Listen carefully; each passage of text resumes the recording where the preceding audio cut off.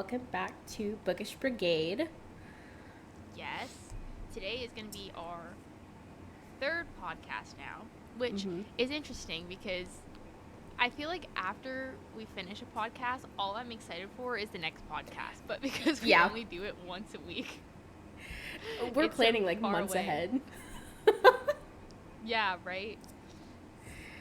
Okay. But today's topic, so I know we had told people last time that we were going to be talking about reviewing Satan's Affair. Yes. Oh, grab your coffee too. This is perfect time for a thumbnail. Oh, wait, hold on, let me... Oh, okay. Perfect. And I'll make sure to snippet that. Yes.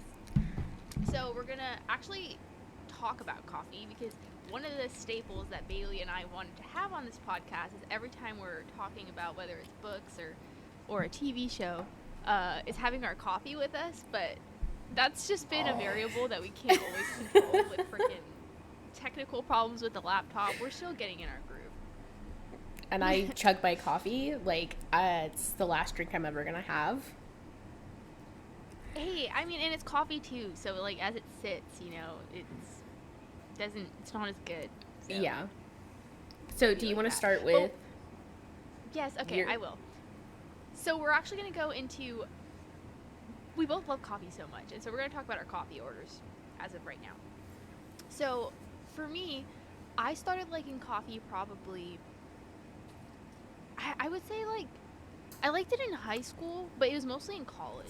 Like it was kind of like a comfort thing for me, like every day before I went to class, I just wanted something that just like made me feel safe, and coffee was that for whatever reason. And I would always go to Starbucks. That was the first form of coffee that I ever had.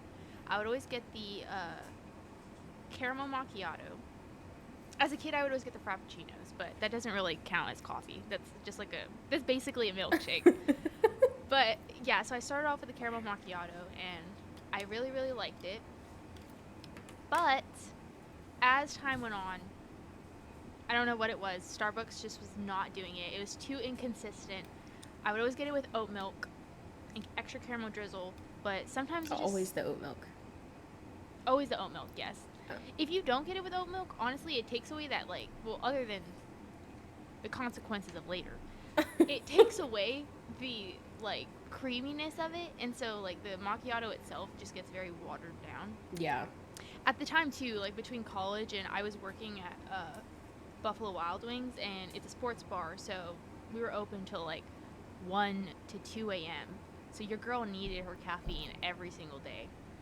Honestly, I don't know how I did it, because now I'm such a princess who likes to go to sleep at like 10 a.m. and if I don't get my beauty sleep, I am a witch in the morning. So that's crazy.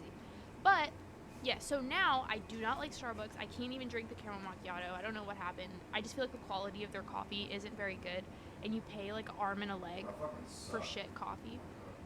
So now I actually drink a iced cream Americano. It is so good. I never thought I would like Americanos because they're mostly like coffee, but not this one. It has like that sweet but coffee-ish flavor. And you can tell that like it's good quality. Okay, sorry, I totally went on a rant there. No, you're good. Your turn. Honestly, with that iced Americano, because Kylie introduced me to that specific coffee place, that coffee's so good. Like, the coffee taste is rich, and then whatever that stuff is that they put on top, the crack. That's pretty much what I feel like it is. Because they won't even share the recipe, right? Like, you had asked her, and she... Yeah, I was being nosy one day. I was like, so, like, what is that cream that you guys put in there? She was like, oh, yeah, it's like a sweet cream foam. It's like, and when she said it, she kind of, like, yeah, she dragged it out a little bit. Like, she knew what I was getting at. And I was like, oh, okay. Oh, so you're not going to be my friend right now? Like, come on, please, girl. I'm here every day. You remember when we went in there and the was she a manager? The one who's not there, Lauren, right? And she was like, oh my gosh, you guys know each other? Because you... Because you would, like, we come in on separate occasions, but you would come in on days that, like, we both didn't even be there. So, like, Bailey would go get us coffee. It was always one or the other. And we always got two coffees, but we were never together. And so when we finally went in there together, like, you guys know, like, that's who the other coffee's been for. Yes. Y'all, I am there literally every day, like, without fail. It's not just for the taste. Like I said, it's a comfort thing, and it's just never gone away. But the owner of that particular location, one day she had asked me, she was like, so do you seriously come in, like, every single day? And I was like, yeah, like, every single day I am here. And she was like, you don't ever get, like, sick of it? And I was like, no, never. I have not had that problem once. And I was like, honestly, and I heard a TikTok sound once that said that if it keeps you from killing yourself, it's a necessity. And she was really sweet, so I think I felt comfortable to say that to her. And after she said that, she looked at me awkwardly and started, like, laughing. And I don't know if it was polite laughing or if she genuinely thought it was funny. And then I followed it up with, really, when I don't show up is when you should be worried. You're not going to show up one day, and she's going to be really concerned. I'd be like, yeah, so that's when you should bring it up to me. But until then, bye. Thanks for my coffee, girly. Have a great day, Cookie. She thought about that the rest of her day. Hopefully, like I said, even though she's the owner, she looks so young. Like, I thought she was my age. So she if looks she really is young. Around our age, yeah, she does. If she is around our age, then I hope she gets that humor. But if she's not, I don't know. So your coffee journey, tell me. Oh, so I didn't actually start liking coffee until probably around the time that you and I met, if I'm being totally honest. Now, my mother-in-law, yes, my mother-in-law likes to take some of the credit for my coffee stuff because she came and visited a while back, and when she visited, she drank coffee. And so I had bought coffee grounds and stuff and I had, like, dabbled in coffee, but I didn't drink it every day. Like, it wasn't like a staple for me. Also because I didn't know how to make good coffee at home. Yeah, so, me either. you know, and I didn't know any, like, good coffee places. Like, I know Starbucks, and I do drink Starbucks pretty much every day, but it's mainly for convenience. And right. The one that I go to is out in the Woodlands, and for the most part, and they know me because I'm also there every morning. But and they're so nice. They're so nice to me. Like, they actually will, like, ask me, like, do you have any plans today? Like, you going to work? Like, how you doing? Like, if I have a cute outfit on that day, the girls are always telling me how cute my outfit is, and it just makes my day. Like, yeah, it just adds to the coffee. Right, I get that. But yeah, so when you and I worked together, you would get Luce Avenue, and it was really good. And then it also became, like, a kind of, like, habit thing where, like, I would have it some mornings and I'd be like, man, this is really great. Like, this is making for a really good day. You know what's so funny? Please correct me if I'm wrong. Do you remember? So at one point, y'all, Bailey was letting me use her DoorDash account because she paid for the Dash Pass. The Dash Pass. So I didn't have to pay extra. So we would just share it. And I don't think it was me, but there was one time where you started your new job, and I saw Luce Avenue in the search bar, and I thought that was so funny. Oh. Was it you? Yeah. Yeah, it was me. You're like, please, make it in the proximity. Nope, there was not one, sadly. So that's why I opted for Starbucks, because there was one that's literally, like, around the corner from my job. Yeah. And then there's also one that's, like, probably, like, 10 minutes away from the office, so I can stop and grab it. And that's what I usually go to. But yeah, so you introduced me to Luce Avenue. My mother-in-law did introduce me to good, like, coffee pot coffee, which I really liked. I learned that, like, if I made it right, it tasted really good. There was also the time where you used to make your own coffee with the caramel sauce, and that got me because I loved iced coffee, but I didn't know how to make iced coffee at home. And it was from there. Yes. Yeah. And it was from there that it slowly grew. And now I get coffee every day, at least during the week. Maybe not on the weekend, but now I do. Now I get it every Sunday. But, like, every day during the week, I get coffee. And so I get it, dude. Usually, so, and as the time has gone by, I've actually progressively, like, gotten, like, more particular with my drinks because I used to just Yeah. be like, oh, caramel macchiato with oat milk. That's it. And then Yeah. you introduced me to the uh, brown sugar oat milk shaken espresso Yeah, right, with yeah. the 3 pumps of white chocolate mocha. Mm-hmm. And that was so freaking good. You did. I remember after that, that was like your order for a while. So freaking good. My mom put me on that, so shout out to my moms.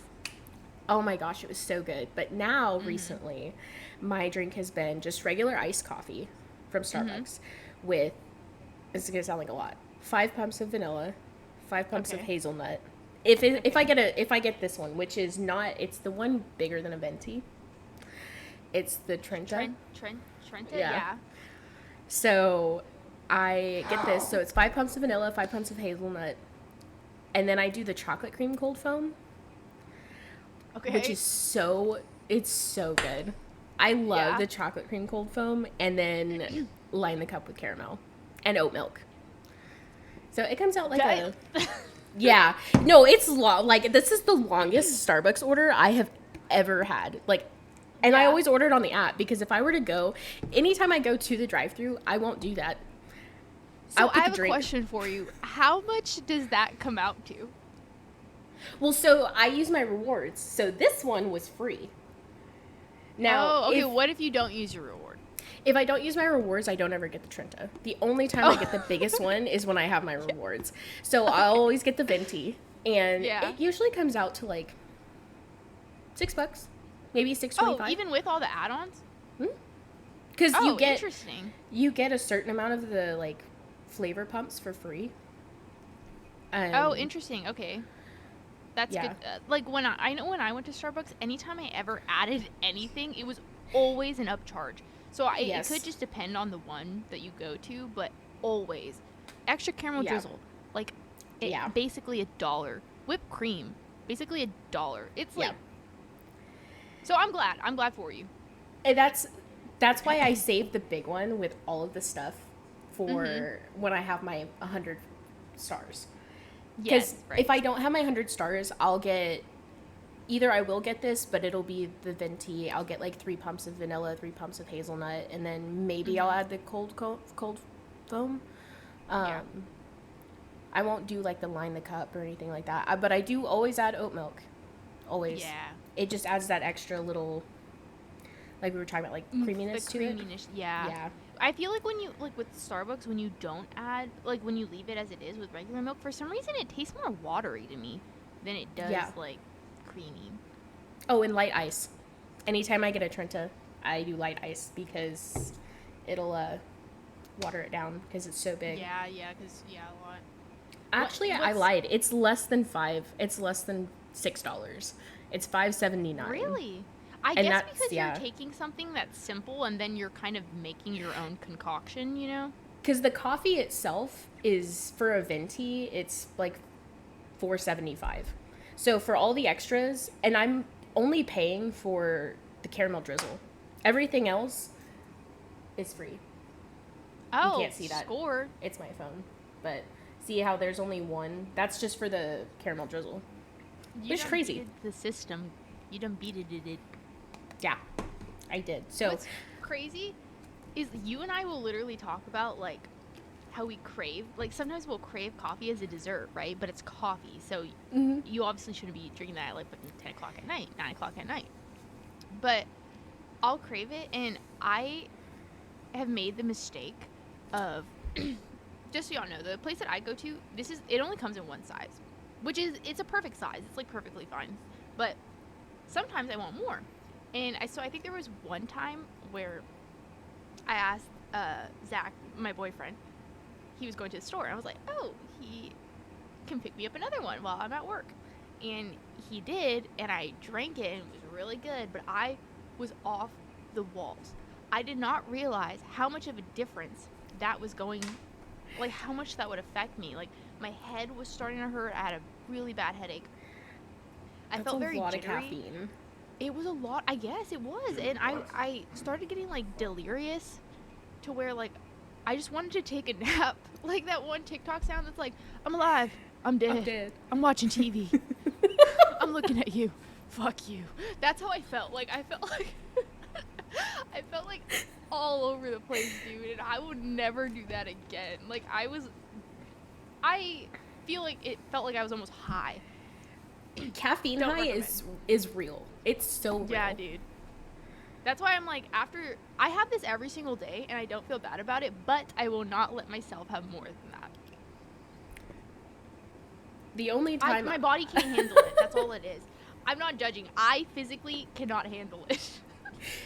The only time I end up with a caffeine high like that is if I have my coffee, and then anything after that, like you said, like if you have something else, the only times I really like fucked myself up is when I had something like this in the morning, and then around like 2-3 o'clock at work, I'm like dragging ass, and so I'll buy a Red Bull, but on my drive home, I'm fucking like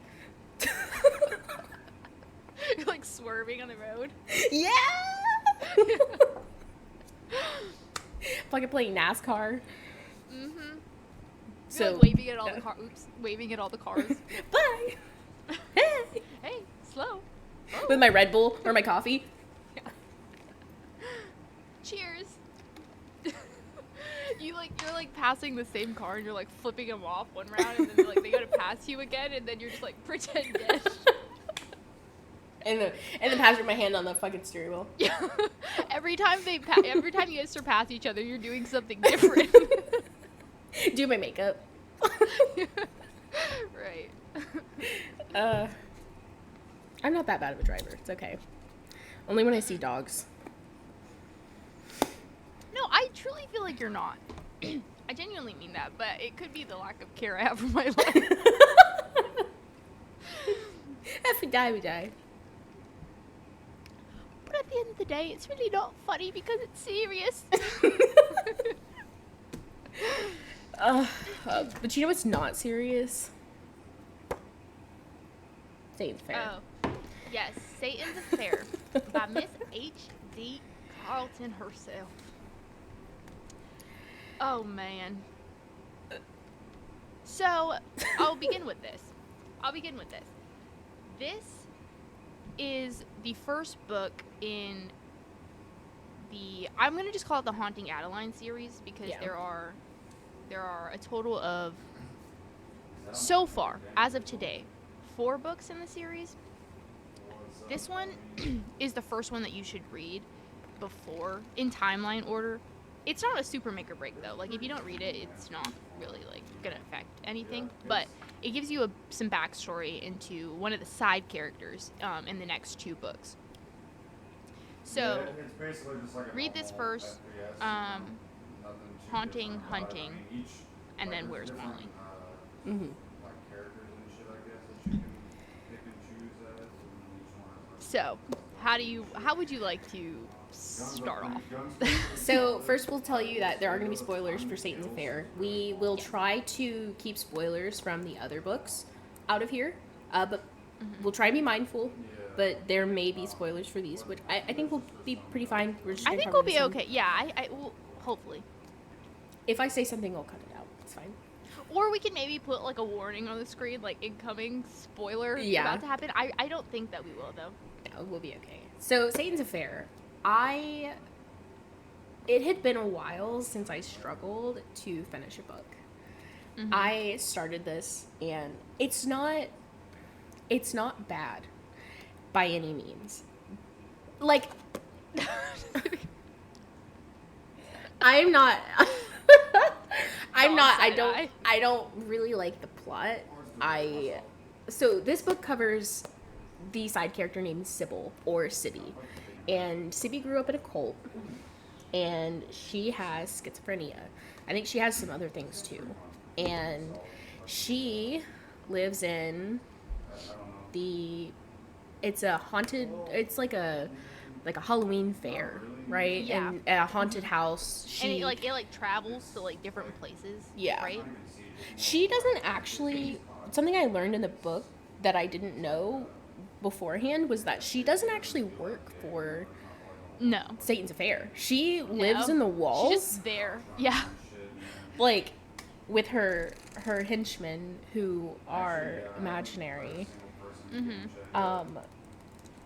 And she believes that she can smell the rot in someone's soul. So when they walk through the haunted house at night, if she smells them and they smell like, it's not just like a like BO kind of smell. It's like their aura gives off like a, like either it smells like roses or fresh cut grass or rotten meat, and when she smells something rotten, she believes that they're demons. And Yeah. let's be honest, it seems like most of the time she's pretty on point. So Yeah, so far, the author makes it where when she does sniff that out, it's usually a pretty bad person Yeah. who has a pretty bad moral compass. because the first person she kills in this book is her coworker Jennifer, right? I think her name's Jennifer. It's her The coworker. fact that you remember that is actually crazy. Because I don't know. And I didn't skim this either. I did Oh not. my gosh, really? You just knew that? I could be wrong though. But yeah, she hears her talking to one of the other girls, and she's talking about how her boyfriend had forced himself on her, and that he was supposed to come and visit her that night, and Sibby goes and waits for him, and he walks through and she smells him and he smells rotten, and then she murders him. And that's Yeah. her first kill in the book, isn't it? That's the first one? I No, it's not. No, yeah, there's one Oh, right before. Yeah. Do I you was want to just talk about to about say that that. one? Yeah, sure, I'll talk about it because when I... Okay, so in the very beginning of the book, like Bailey and I said, she's basically this like carnival idea. She lives within the walls, right? And nobody knows that she does, but because it's like a haunted house kind of thing, it's hard to really pinpoint that she's not a part of it. Yeah. Well, she And dresses she up doesn't like do a it in doll. front of... Yeah, she doesn't do it in front... Yeah, she dresses up like a doll, and she doesn't do it in front of, like, workers or, like, employees. Mm-mm. But in her head, she imagines that she's, like, friends with some of them, or, like, she knows them because she's listening through the walls. So, again, she has schizophrenia, so she believes that, you know, she's somewhat relevant to these people's lives, or they're relevant to hers. And there's somebody that like comes in to the haunted house in the very beginning of the book. I think they had like a rotten soul. I don't really remember if there was a backstory to this particular character, but she killed him. She killed him, and then she does You- stuff. Yeah, to his body. Do you want me? Yeah, you go. You go ahead. You go ahead. I'm the designated filthy person. I can't. She Looks stuttering over basically here. humps his dead body after she kills him, and She like gets off on it. yeah, no, she gets off on him. Like she climaxes on him. And yeah, after she just stabbed, like literally, I just flipped through it and I was definitely off because the first chapter, it's talking about her stabbing him. It literally goes stab. It dives right in. Yeah, a grunt punctuates my next word. 2, stab. Yeah, and then she. Yeah. Yeah, and then she freaking. Yeah. Yeah. So, one thing that I just genuinely can't fathom is that in the book, her henchmen do stuff for her. Like, they clean her up after she does all of that. And in my head, I'm like, how did she... Because she had to have cleaned herself up, right? Like, but how do you... I guess because I'm not a psychologist, I don't, like... How did... Was she just, like, cleaning herself up?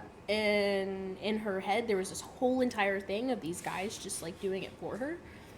I get what you're saying, and that goes into like someone who actually probably like when they actually have schizophrenia, right? Like, Yeah. you don't really know unless you're in that position. Because I know you're saying, Yeah. like, how do you proceed to do the actions? And have no recollection that you're the one doing them. Right, and you still imagine that somebody else is doing it. Like, how I get the like how reading that scene was really like hard because it was just, it's not something that you can like she's the main character too. It's not Yeah. like a side well in No. this book. It's not like just a side person that did this. She's the main character, so you're constantly reading through her eyes. So knowing that she got off on something like that, it gives you like it makes it a little harder of a read because obviously you're not into that idea at all. It's just very like, oh my gosh. It's wild. We will actually, I don't think we mentioned in the beginning trigger warnings. So we can probably add that later and then like put that, like maybe edit that in. Yeah. Or even if we just have like a screen. Yeah, It doesn't even I'll have to be- I'll add it to I guess I should just add that to our like main clip. 18 up. Like Yeah. our content's Yeah. 18 up and be weary, trigger warnings. Okay. Yes. But yeah, that particular scene where she just like kills bro and then like It's pumps just- his body. It's yeah, you can't it's like, whoa, hard read. It was because there was nothing. Look, I like my smut, right? Like most of my bookcase is filth. Right. But that whole book, like nothing did anything for me in that book. It was just genuinely, I felt like hard to read. And the Yeah. writing is good. It's not like H.D. Carlton did a poor job of writing it. It's just not my cup of tea. Not our cup of tea. Cup of coffee. Not our cup Because of she has coffee. schizophrenia, the book has smut, but it's not smut you can get into because there's no real romance. No. Because it's coming from somebody who has like an actual mental illness. So it's and it's kind of like that throughout the whole book. Yeah. No, it is like that throughout the Yeah. whole book. Well, and her henchmen aren't even like human related. Like they all look, well, I don't know if it's just how she pictures it because it's a haunted house and they're all wearing makeup, but I think some of them genuinely are just monsters. Also, here's the warning page. My camera sucks. You can't read it. I'll just add Yeah, it to the it front. just looks like a bunch of like a blurry blob. But yeah, they're not even like attractive. My computer charger. Sorry, I didn't specify. That's my fault. I texted Josh for my computer charger because it's over there, but I didn't specify computer, so he was bringing me my phone charger. He's such a good husband. Oops. It's like pass me my pink bag, and then there's like a pink brand, and then there's an actual pink bag. Well, and I have more than one pink bag too. I have a pink backpack. My gym bag's pink. Like, I do that with so many things. Thank you. No. Another thing I think I was gonna mention in this book is, so like to give a little more like I guess backstory on the henchmen. The henchmen, there are multiple of them, and for Sibby, they kind of just like do things for her, both like sexually, but also like a part of this scare and chase of killing people. In her mind, she believes that they're like helping her get this done. You end up finding as the book progresses along, which you kind of already have an idea, especially because you and I read Haunting and Hunting first because we didn't know about this yet. But it didn't make a big difference, honestly. No. To be real, I feel like if we had read this first, do you think we would have read, without TikTok, I don't think we probably would have picked up Haunting or Hunting because if we thought that it was similar to this. I think we would have been interested to see what it was about, just to see if it was very similar. I think we would have been a lot more cautious with buying stuff like that, though. Yeah. In fear, it would be something, Yeah, like same sense. Yeah, because if you read this first and you're definitely not into it, it makes you question if you're a dark romance girly, which I am. Like, I'm definitely a dark romance girly. It's just this We right both here. like dark romance, but Bailey specifically, that's like her niche. That's like her, like one of her favorites when reading. That's like one of her favorites. So you know that if Bailey didn't like that, it's pretty dark. I mean, it could just be because I don't mind like the reverse harem, right? Like I did read Den of Vipers. That was a okay book, but Satan Fair was hard for me to read. That's the first time it's taken me like, and it's a small book too. That's the first time it's taken me a really long time to read such a small book. And to force yourself through it. yeah. I did enjoy learning about Sibby's background outside of all of that stuff. Like, so Sibby came from a cult, right? And her dad was like what would you call him? Like the prophet? Like the main pastor, I yeah. guess. Yeah. Like, He was an evil man. Yeah, he was evil. Like, and that's where, like, a lot of the trigger warnings also come in, is he would, like, there's, like, child abuse and stuff like that. Just abuse in general. Like, I think he like slept with all the young girls in the cult, didn't he? I think a lot of them. Yeah. And didn't he like impregnate a lot of them, and that's why Sibby has so many siblings? Yes. Yeah. And yeah, dude would have homie would have like orgies and say he was doing God's work. That's crazy. Yeah. And you also learn about her relationship with her mom and her signature knife, her pink knife that she has throughout this book. And she actually has that knife in the other books. Her mom gave to her. And when her mom gave it to her, it was right before her mom killed herself and had told Sibby to kill her dad, and get rid of him. And she did. Yeah, and that's where a lot of like her issues stem from. Yeah.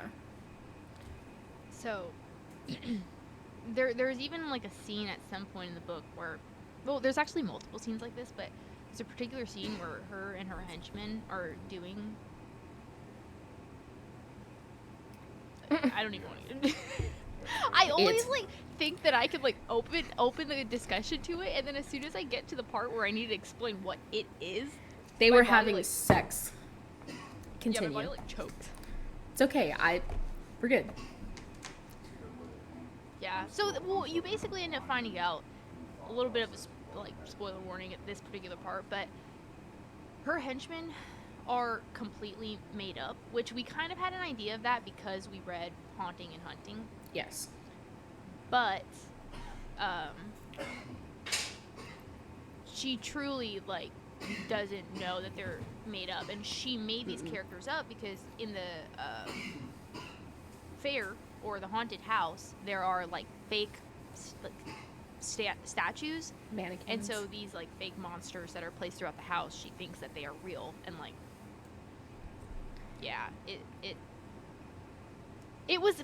she's a very fun character in Haunting and Hunting, but yeah, like kind of like actually reading from her perspective is hard. I think it's better off not knowing. Her just like being in the series, and like I would rather honestly not know. I could have done without reading this book. Truly. It's hard. It's a hard read because she is very mentally ill. And it could be that you and I are just very empathetic people, so when we read something like that, we're just seeing how like truly sick she is, not necessarily reading it for what some other people might enjoy it for, which is the stuff with her henchmen, but like that she's sick, like all the stuff she's been through. And then she does end up going to a mental hospital because she gets caught, and they give her meds, and when she starts taking the meds, her henchmen disappear.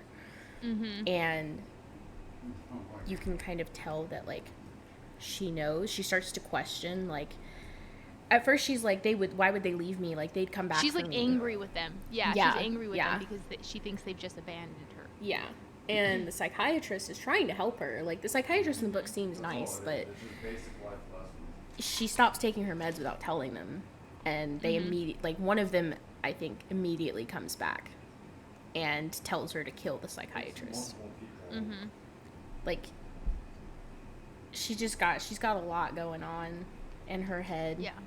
And I feel bad for her because she went through a lot. She went through a lot, like, and now she's not. I mean, now she's murdering bad people, which I guess is not the worst thing, right? You know, like Yeah. she could just be killing people at random. But so as far as you read, it only seems to be people who do really bad things that she kills because I think the first guy that she killed, I think he was like an old guy who abused his wife or something like that. I think maybe, or there was someone in the book who she offed. Oh, it was later in the book. There was a guy later in the book who would abuse his wife, and she killed that guy. So Wasn't that the guy related to? Okay. Yeah. Right. yeah, yeah, because there are some things that happen at the end of the book that go into this, like haunting and hunting. Yes. And you meet I probably must have, you know. at least one of the characters. Mhm. You are introduced to three of the main characters in haunting, but you only actually get to know one of them. Yeah. Yes. And so it'll actually be when you read. No, actually, not getting into it. I was about to open a whole can of worms there. Oh, yeah. But yeah, it's a hard read. If you're sensitive to child abuse, if you're sensitive to mental illness, if you're sensitive to very gory, nasty, filthy things. Not romance. Yeah, again, No, this isn't no like romance. This is dark. Mental illness is heavy in this book. Yeah. I personally, what would you rate Satan's Affair? Be honest. So, I am being honest, and it's not because of the writing style, again, like we said, because we do like H.D. Carlton's work. I am going to rate this maybe like a 1.5 out of 5. And that's just because it's not my kind of book. It's not bad writing. When I'm going to read something again, or if I'm going to read something, it's because I kind of want to escape the real world and dive into something that, I don't know, gets me excited or I get so invested in the story. This was just so dark that I didn't feel like I was escaping anything. I felt like, gosh, when is this going to be over? Just because it's so, like, it's actually pretty sad. And then, yeah. There's no romance. I didn't get anything out of it. How about you? Yeah, I'm pretty much on the same page. The only reason I could maybe say giving it 2 out of 5 is just her getting to know her backstory. That part I enjoyed. It is sad. It is sad, and it's hard to read. But Yeah. I did get to know Sybil, like, before she was, she was still kind of crazy, but, like, the reason why she was the way that she was. But yeah, I could not, there's no romance. It was hard to get into. Like, I was not super into the whole henchman thing. You actually learn with the mannequins or statues that she was using, she had strapped sex toys to them. Oh, yeah, that's right. I forgot about that. So I am just imagining her dry humping this mannequin in the back room of the circus. And Yeah. I can't. It hurts my brain trying to, there's nothing for me. Yeah. But I enjoyed I know, and- her story. Like, her background. It's weird because I agree. Like, I'm inclined to agree with that. And then at the same time, I feel like I don't feel like she needed her own book. I feel like maybe in Haunting and Hunting, she could have had something where one of the main characters digs in, or like asks her, or gets to know her, or finds out through the security company, I guess, like her story. I just don't think we really needed to really know what kind of stuff she was doing. Yeah. Yeah. But that's just me. Some people might disagree. Some people might think that it was just a silly, goofy book. Some people I am sure could have rated this 5 stars out of 5. It could be something that they really enjoy. There are people out there that like this kind of stuff, and there's no judgment to that. Everyone has their own preference. Yeah. It's just not our cup of coffee. Yeah. Hey, there you go. Coffee. Coffee. Yeah. No. Yeah, I agree. So yours. Wait. So is yours a 2? 2 out of Yeah, 5? I'll give it a Okay. 2 out of 5. You actually upped it. From I did when we because it immediately was finished it. 'Cause it was 1. I think right? you and I switched. Yeah, because I gave you my rating first, and I told you that I had a 2 out of 5, and then you told me 1 out of 5, and I was like, oh, I think you're right, honestly. Like, I think I'm being nice, but now I feel like I can't move from that. Like, 1.5 is the most I'm willing to give. But you gave a little more. The only Yeah. reason is because when I think about it, I did enjoy learning about the cult she came from, her relationship with her mom, the stuff with her dad, her siblings, like the stuff she went through. I enjoyed learning her character arc. Yeah. I'm just not into I don't even know all the details of what she's doing now, because most of the stuff she's doing now is humping dead bodies and mannequins. Yeah. So. Yeah. Yeah, 2 out of 5, 1.5. 1.5 out of 5. Yeah. It's, if you want to know Sibby's backstory, give it a read. Be wary, read the trigger warnings. You don't need to read it to read I don't know. these. You really don't. Like No. with haunting and hunting, those are really, like, out of everything so far that we've read of H.D. Carlton, that's our favorite. And it's the one most people know about. Yeah. You like we said, Sibby is in it, but she is a side character, and we had read Haunting and Hunting first, and it didn't really make too much of a difference. No. It didn't. There's nothing in this that I feel like really affects if you read these, whether you read it before or after. Like, there's nothing really. No, it feels honestly almost like a bonus book, even though it came out first. Yeah. Yeah. It's kind of like a bonus chapter almost. Yeah, I agree. Now, Haunting, we're going over next week, right? Yes, we are. I'm so excited for that, y'all. That is definitely one of our favorites. Mm-hmm. And it kind of put us on to our book journey over the past couple of months. It has. But we'll get into that next week. Yeah, we will. I'm so excited. Oh my gosh. I missed that book. You know what's here's the thing though, y'all. I will not be skimming it. I'm gonna try and go off of memory, because that's one of the books that eventually I want to reread. So I don't want to, like, go too much into the details. I just wish I could experience that again for the first time. Yeah. I think I will read it before next weekend. You just reread it recently, too.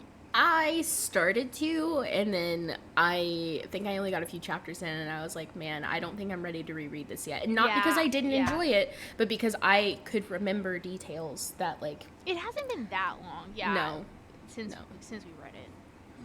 So, I think I'll try and give it a reread. If I feel that way, then I'll skim it, and then I'll be our knowledge base next weekend.